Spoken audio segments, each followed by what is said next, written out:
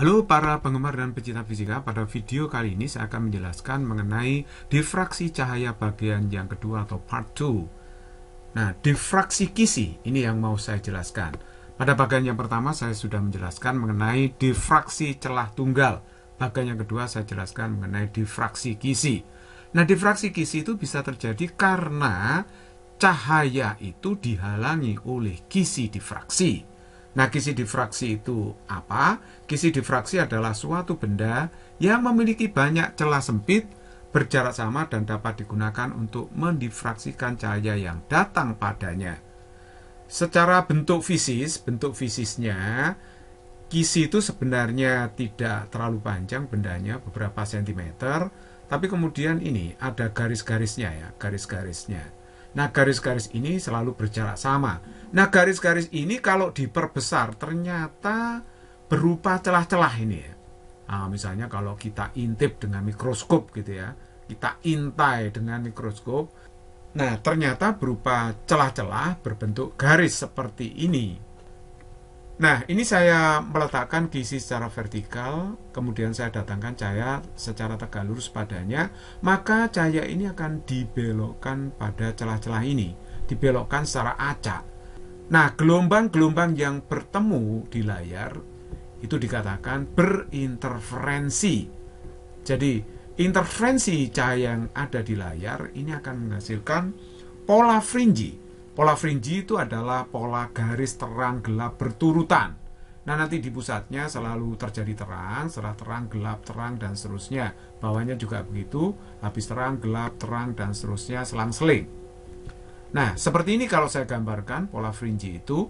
Jadi di pusatnya nanti terjadi terang pusat atau terang ke 0. Setelah terang ke 0, gelap 1, terang 1, gelap 2, dan seterusnya. Di bawahnya setelah terang ke 0 ya gelap 1, terus kemudian terang 1, gelap 2, dan seterusnya. Dan ini simetris. Nah, kalau kita lihat semakin ke tepi, semakin ke pinggir, maka garis terang gelapnya ini akan semakin berkurang intensitasnya alias semakin meredup. Jadi di pusat polanya ini tentu saja garis terangnya yang paling tinggi intensitasnya. Nah, kalau saya gambarkan seperti ini, saya mengambil dua gelombang cahaya aja yang datang pada kisi. D itu adalah jarak dua celah yang berdekatan. Karena celahnya kan banyak ya. Nah, bisa 1 cm itu mengandung 2000 celah juga bisa ya. Nah, ini D itu sekali lagi jarak dua celah. Ini misalkan ada cahaya datang tegak lurus, dia dibelokkan. Nah, dibelokkan. Dua gelombang cahaya ini bisa berinterferensi di layar. Nah, interferensinya itu bisa menghasilkan garis terang atau gelap tergantung dari jenis interferensinya. Kalau interferensi minimum menghasilkan garis gelap, kalau interferensi maksimum menghasilkan garis terang. Nah, interferensi minimum dan maksimum itu dipengaruhi oleh apa? Yang tentu saja akan dipengaruhi oleh selisih panjang lintasan cahaya yang berinterferensi. Lihatlah panjang lintasan cahaya yang berinterferensi ini memang beda kan? Yang ini pendek, yang atas. Nah, yang bawah akan lebih panjang. Berarti ada selisih lintasannya. Nah, karena dalam percobaan jarak kisi ke layar itu terlampau jauh, sehingga sudut theta ini terlampau kecil. Oleh sebab itu pendekatannya bisa begini. Dua sinar yang berinterferensi itu dianggap sejajar. Dianggap sejajar. Nah, kalau saya tarik garis begini, seret, ini tegak lurus di situ, maka panjang sinar yang ini dengan yang itu sama. Jadi selisih lintasannya, berapa panjang selisih lintasannya, ya sebesar ini, delta S itu ya. Nah, delta S itu berapa? Nah, perhatikan kalau di sini theta, secara geometris sudutnya ini juga theta kan. Kalau ini theta, ini 90 min theta. Sehingga sebelahnya ini theta secara geometris. Nah, ini segitiga siku-siku ya. Sin theta itu delta S per D. Jadi kalau kita mencari delta S-nya, berarti D sin theta. Ingat, D itu sisi miring segitiga siku-siku ini. Sekali lagi, delta S itu D sin theta. Inilah selisih panjang lintasan cahaya yang berinterferensi. Nah, jika terjadi pola atau garis atau pita terang, jadi pola, garis, pita, sama aja. Kalau terjadi garis terang di layar, artinya terjadi interferensi maksimum, maka delta S-nya itu harus memenuhi hubungan ini. 0 lambda, 1 lambda, 2 lambda, 3 lambda, dan seterusnya. Nah, Tapi nol lambda ini sebenarnya untuk terang pusat, terang ke 0 ya, untuk terang pusat atau terang ke 0, sehingga kalau terjadi garis terang di layar, delta S-nya langsung aja kita isi 1 lambda, 2 lambda, 3 lambda, dan seterusnya. Jadi nol lambda sekali lagi untuk terang pusat. Nah, delta S-nya tadi sudah kita temukan d sin theta. Nah, d sin theta sama dengan 1 lambda, 2 lambda, 3 lambda, dan seterusnya. Akhirnya yang sebelah kanan ini kita bisa rumuskan K kali lambda, di mana K itu merupakan bilangan asli 1, 2, 3, dan seterusnya. Nah, nanti K ini disebut sebagai orde interferensi. Nah, sekarang perhatikan, jika terjadi pola atau garis gelap di layar, itu berarti terjadi interferensi minimum. Kalau intervensi minimum, maka delta S-nya itu harus memenuhi syarat setengah lambda, 3/2 lambda, 5/2 lambda, 7/2 lambda, dan sebagainya. Nah, kalau terjadi intervensi maksimum, arah getar gelombang cahaya itu sama ya, sama arah dan maksimum. Kalau yang ini, arah getar gelombang cahaya itu saling meniadakan, berlawanan dan saling meniadakan. Sehingga nanti kalau kita buktikan delta S-nya pasti setengah lambda, 3/2 lambda, 5/2 lambda, 7/2 lambda, dan seterusnya. Nah, delta S-nya itu bagaimana ya? Tadi d sin theta, sementara yang kanan tetap ya. Nah, yang kanan itu bisa saya tulis 2K-1 kali setengah lambda. Dengan K itu bilangan asli 1, 2, 3, dan seterusnya. Coba Anda masukkan 1, di sini 1. Berarti 1 setengah lambda kan. Kalau dimasuki 2, 2 kali 2, 4, kurangi 1 kan 3. Ya kan? Nah, kalau saya masuki 3, berarti 2 kali 3, 6, kurangi 1, 5. Nah, rumusnya seperti itu. Nah, tapi rumus ini bisa disederhanakan kan. 2 kali setengah itu 1. Nah, ini min setengah berarti. Saya kalikan ke dalam setengahnya. Jadi akhirnya kita dapatkan d sin theta itu sama dengan K min setengah dikalikan lambda. Nah, D itu menyatakan jarak dua celah yang berdekatan atau berturutan, satuannya meter. Ingat, kisi itu celahnya sangat banyak, disebut sebagai multi celah. Theta itu sudut simpang difraksinya, K itu orde intervensi, yaitu bilangan asli 1, 2, 3, dan seterusnya. Lambda itu adalah panjang gelombang cahaya, satuannya meter. Nah, sekarang perhatikan di sini ya. Saya ambil 2 gelombang cahaya berinterferensi di layar. Misalkan jarak celah ke layar itu L, ya. Nah, sedangkan D itu adalah jarak 2 celah berdekatan. Nah, di sini terjadi mungkin pita terang atau gelap atau garis terang, garis gelap. Bisa terjadi di sini ya. Bisa gelap, bisa terang. Jarak pita terang atau gelap ke terang pusat atau pusat pola itu misalkan saya namakan P atau Y. Dan ingat, kalau sudutnya itu terlampau kecil, sin theta itu bisa didekati sama dengan tan theta ini. Sin theta dianggap sama dengan tan theta. Kalau tan theta berarti itu kan sama aja dengan P dibagi dengan L. Atau Y per L, sama saja ya. Jadi saya menggunakan P per L. Nah, dengan demikian, karena sin theta itu bisa diganti P per L, akhirnya d sin theta itu bisa diganti dp per L. Ingat ya, sin theta-nya bisa diganti p per L. Sehingga d sin theta bisa diganti dp per L. Nah, sehingga nanti secara komplit rumusnya, d sin theta itu bisa diganti dp per L kalau theta-nya terlampau kecil. Dan ini sama dengan K lambda. Nah, jika terjadi garis terang atau pita terang di layar. Tapi kalau terjadi garis gelap atau pita gelap di layar, maka d sin theta diganti dp per L untuk theta yang terlampau kecil, sama dengan K min setengah kali lambda.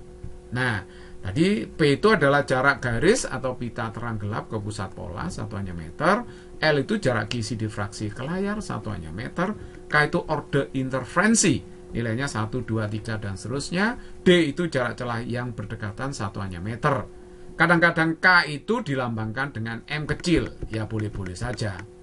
Tapi jangan melambangkan dengan N kecil ya. Kalau N kecil itu dalam pembahasan optik digunakan untuk menyatakan indeks bias. Nah, kalau M masih oke aja. Saya menggunakan K. K itu artinya konstanta kan. Ini kan memang bilangan ya. Konstanta itu bilangan maksudnya. Oke, nah sekarang mari kita lihat. Ada hubungan jarak antar celahnya dengan jumlah celah tiap satuan panjang. Nah, N di sini disebut sebagai konstanta kisi. Konstanta kisi itu harga balik dari jarak celah berturutan. Jadi N itu seperti D. Nah, konstanta kisi itu dinyatakan garis persatuan panjang. Jadi nanti dinyatakan dalam garis persatuan panjang, misalnya sekian garis per sentimeter gitu. Yang umum dinyatakan dalam satuan panjang sentimeter. Misalnya ada 500 garis per sentimeter. Nah, seperti itu. Ya. Jadi sekali lagi N di sini menyatakan konstanta Gizi. Oke, nah sekarang perhatikan baik-baik di sini ya. Kalau misalnya cahaya yang berinterferensi di layar itu terjadi terang satu di sini. Nah, kita bisa menghitung sudut simpang difraksinya berapa kalau terjadi terang satu. Bahkan kalau terjadi pola yang lain, misalnya gelap satu, terang dua, dan seterusnya. Kita bisa menghitung tetanya, sudut simpang difraksinya. Nah, sudut simpang difraksinya nanti kita bisa hitung pakai ini kan. D sin theta sama dengan dP per L sama dengan K lambda. Atau D sin theta dP per L sama dengan K min setengah K lambda. Tergantung terjadi garis terang atau garis gelap. Gitu kan ya. Nah, kalau tetanya kecil, boleh loh tadi diganti dP per L di sin tetanya. dP per L. Oke, nah sekarang mari kita lihat terang satu. Misalnya di sini terjadi terang satu, maka K-nya diisi satu aja. Nah, kalau terang kita ambil yang ini kan, rumusnya D sin theta K lambda. D sin theta K lambda K-nya diisi satu, karena ini terang yang pertama. Nah, kalau gelap dua bagaimana? Ya K-nya diisi dua. Misalnya di sini terjadi gelap dua, bukan terang satu ya.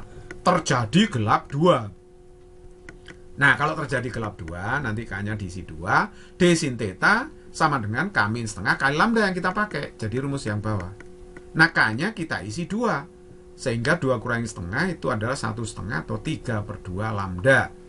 Nah, kalau misalkan lambdanya diketahui, D-nya diketahui dalam soal, tentu saja sudut simpang difraksinya ini bisa dihitung, gitu ya. Tapi sebenarnya dalam percobaan difraksi Gizi adalah percobaan yang bisa digunakan untuk menentukan panjang gelombang cahaya. Jadi lambdanya bisa ditentukan ketika D-nya tahu, tetanya sudut simpang difraksinya tahu. Nah, kalau tetanya kecil, nanti bisa diganti D sin tetanya pakai dP per L. Sehingga nanti L-nya bisa diukur, B-nya bisa diukur, D-nya itu sesuai dengan ini nanti spek konstanta Gizinya. Sehingga lambdanya bisa dihitung. Oke, pola fringe di layar itu sebenarnya kan begini ya. Di pusatnya itu ada terang pusat. Setelah terang pusat terus gelap satu di seberangnya, terang satu di seberangnya. Jadi selang-seling terang gelap gitu ya. Untuk jenis interferensi apapun ya, terang satu itu setelah gelap satu pasti. Nah, jarak antar polanya saya namakan X itu selalu setengah L lambda per D. L lambda per D gitu ya.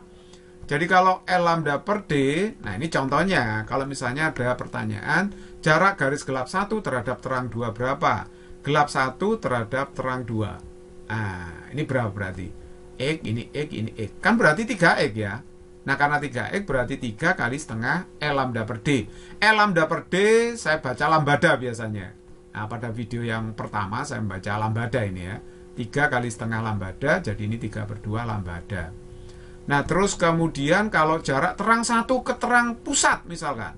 Terang satu ke terang pusat, ini jaraknya adalah 2X ya. Ini X ditambah X 2X, X-nya setengah lambada. Setengah L lambda per D. Jadi 2 kali setengah itu berarti jaraknya adalah lambda L lambda per D. Seperti itu. Nah, kalau misalkan ditanya jarak terang satu dengan terang satu di seberangnya. Ini terang satu di seberang. Berarti kalau begitu 1, 2, 3, 4. Jadi ada 4X. Berarti 4 kali setengah lambda. Jadi hasilnya adalah 2 lambda. Jadi nanti kalau L-nya tahu, lambda tahu, D-nya tahu, maka jarak antar garis terang satu dengan terang satu di seberang itu bisa diketahui dengan mudah. Sebenarnya kita juga bisa menggunakan rumus praktis untuk menghitung jarak antar garisnya. Nah, kalau menghitung jarak garis gelap ke gelap itu bisa dirumuskan ini. Harga mutlak selisih gelapnya berapa dikalikan lambda, L lambda per D. Kalau contoh soalnya misalkan gini, ditanya garis gelap 2 dengan gelap 1, ya langsung aja gelap 2 dengan gelap 1 ini berapa? Ya langsung aja 2 dikurangi 1, harga mutlak L lambda per D, hasilnya adalah lambda. Betul memang kan ya? Jadi gelap 2 dengan gelap 1 ini kan setengah, ini setengah. Berarti lambada. Jadi ini kalau menggunakan rumus. Karena kalau gambar misalnya jarak garis gelap 1 dengan gelap 7 misalnya kalau gambar kan ya terlalu lama. Langsung boleh pakai ini ya. Jadi misalnya gelap 2 dengan gelap 5 jaraknya berapa? Ya 2 dikurangi 5 harga mutlak dikalikan dengan lambada. Berarti hasilnya adalah 3 lambada. Nah kalau misalkan jarak antar garis terang. Nah terang dengan terang. Nah itu langsung aja harga mutlak selisih terangnya berapa dikalikan lambada. Nah misalkan jarak terang 2 dengan terang ke 0 itu 2 kurangi 0 dikalikan lambada. Tapi ini harga mutlak. Nah nggak pakai harga mutlak nggak apa-apa karena 2-nya di depan ya. Jadi kalau begitu 2 lambada. Misalnya jarak terang 2 dengan terang 4. Itu ya harga mutlak 2 kurang 4 kali lambada. Jadi 2 lambada.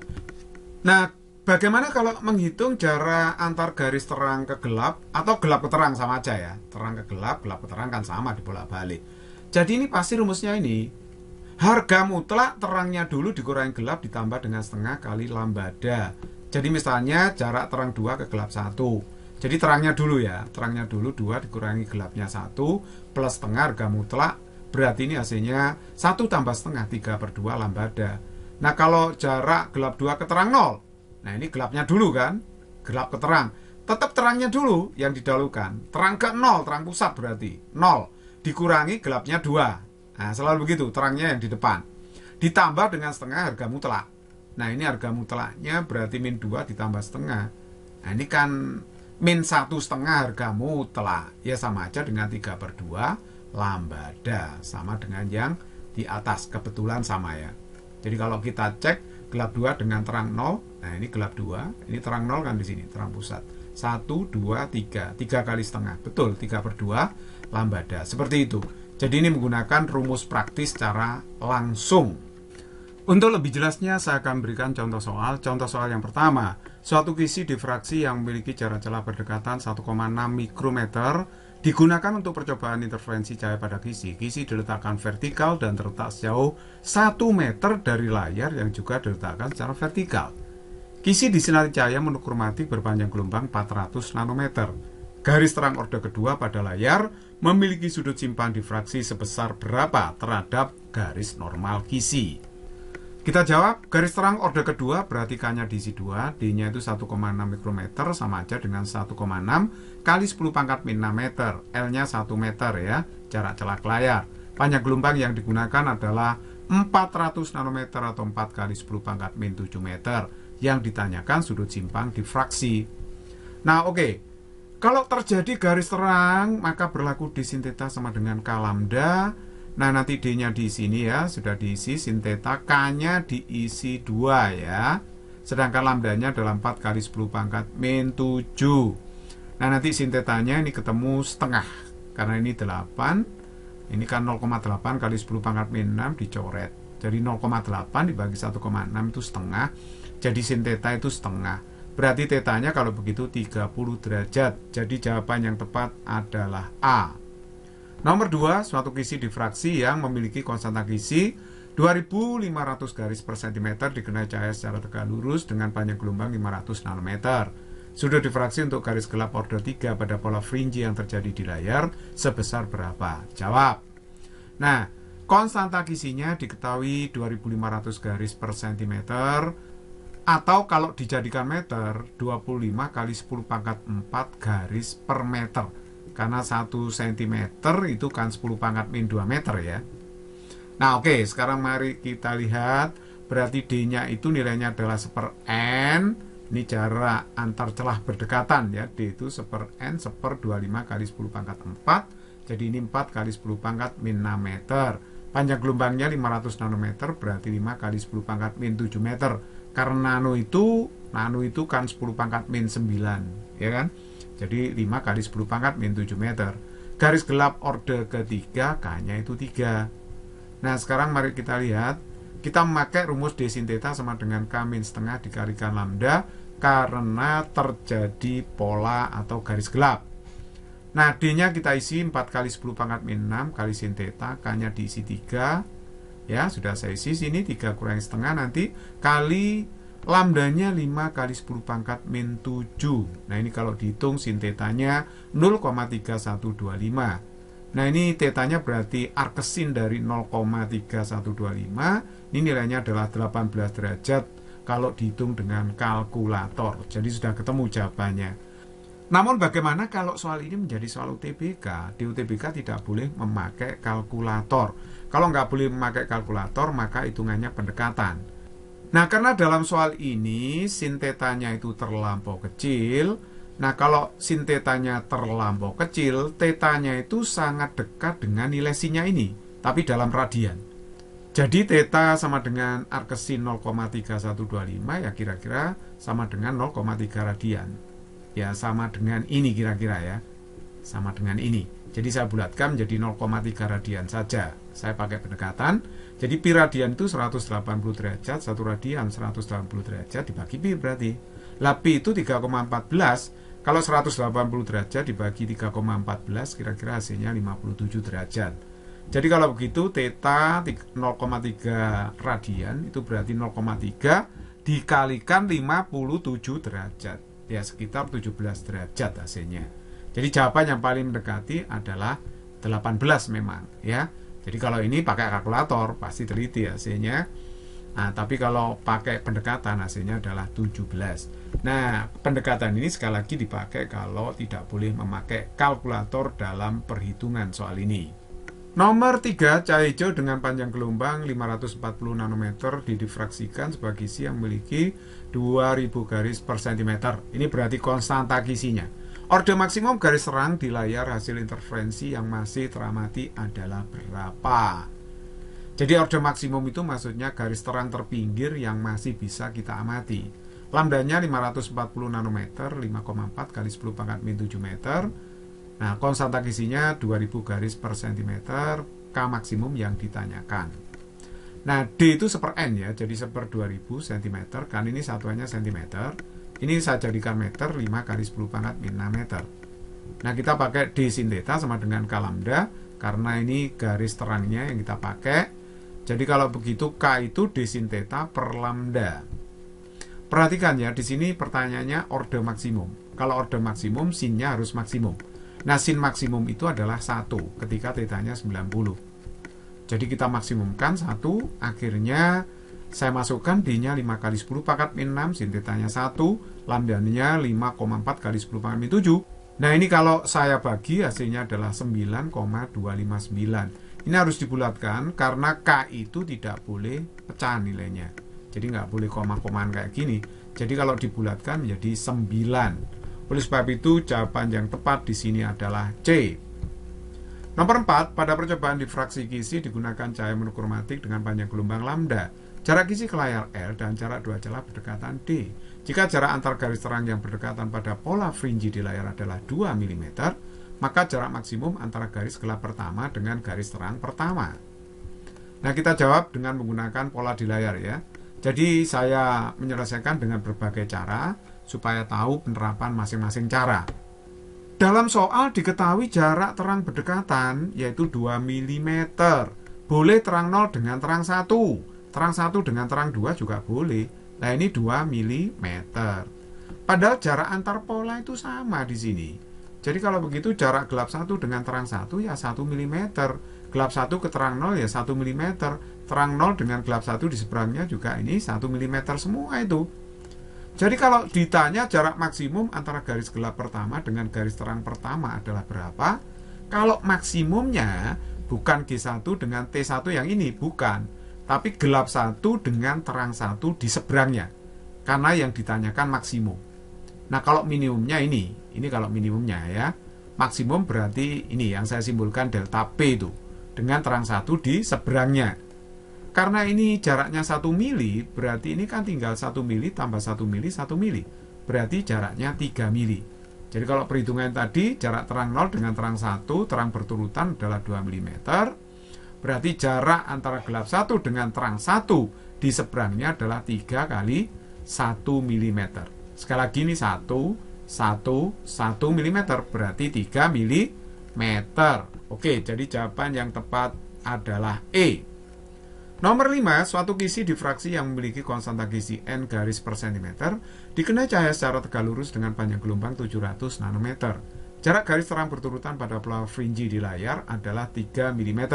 Jarak garis gelap pertama terhadap garis gelap kelima adalah berapa? Kita jawab. Nah, sekarang saya menerapkan rumus praktis untuk menyelesaikan soal ini. Sekali lagi supaya Anda tahu penggunaan masing-masing cara. Nah, kalau mencari jarak antar garis terang, itu kan harga mutlak selisih terangnya berapa dikalikan L lambda per D atau lambda ya. Kalau jarak antar garis gelapnya, harga mutlak selisih gelapnya berapa dikalikan lambda. Nah, sekarang kalau jarak terang 0 dengan terang 1, itu berarti harga mutlak 0 dikurangi 1, ya. Harga mutlak 0 dikurangi 1 dikalikan lambda. Itu berarti lambda kan? Nah, oke. Tapi dalam soal jarak terang 0 dengan terang 1, jarak garis terang berturutan, tidak hanya 0 ke 1, 1 ke 2 juga boleh, 2 ke 3 juga boleh. Ini saya ambil terang 0 dengan terang 1 ya, tidak masalah. Jadi ini satu lambda, tapi sudah diketahui dalam soal itu 3 mm ini. Lihat, 3 mm sudah diketahui. Jadi 3 mm sama dengan lambda. Nah, akhirnya kita dapatkan jarak garis gelap 1 dengan gelap 5. Karena sama-sama gelapnya, ya selisih gelap. Harga mutlak 1 dikurangi 5 dikalikan lambda. Nah, 1 kurangi 5 min 4, tapi harga mutlak ya 4. 4 kali lambda. Pada lambdanya tadi, L lambda per D, lambda sudah diketahui 3 mm. Jadi ini 3 mm. 4 kali 3 kan berarti ya. Jadi 4 kali 3 mm hasilnya adalah 12 mm.